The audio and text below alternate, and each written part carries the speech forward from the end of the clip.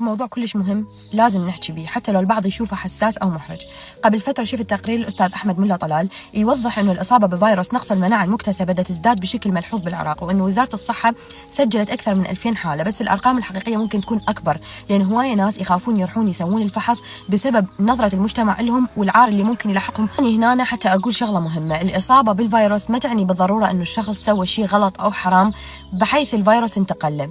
الانتقال ممكن تكون عن طريق موس حلاقة غير معقم، أو ممكن عن طريق الأبر اللي بالمراكز التجميلية اللي تستخدم لأكثر من شخص، أو حتى إذا شخص اشتغل بالمجال الطبي وانوخز عن طريق الغلط. حتى لو الشخص سوى غلط خو ما نحكم عليه بالموت. الأخطر إنه الفيروس ممكن يعيش بالجسم لمدة 5 سنوات من دون ما تطلع الأعراض، ولما تطلع الأعراض تكون الحالة متقدمة جدا، وأي عدوى بسيطة لو حتى إنفلونزا ممكن تهدد حياة الإنسان وتقتله.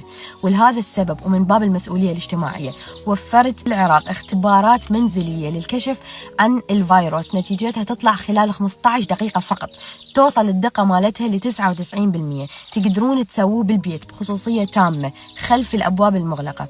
الاختبار الألماني هذا راح يتوفر بسعر رمزي بمتناول الجميع، حتى أي شخص يحب يطمن على نفسه، على زوجته، على أهل بيته، يقدر يسوي الفحص بكل سهولة. لا تنتظرون يوصلكم المرض لمرحلة جدا خطيرة، سووا التيست واطمئنوا على صحتكم، لأن صحتكم أهم من كل شيء.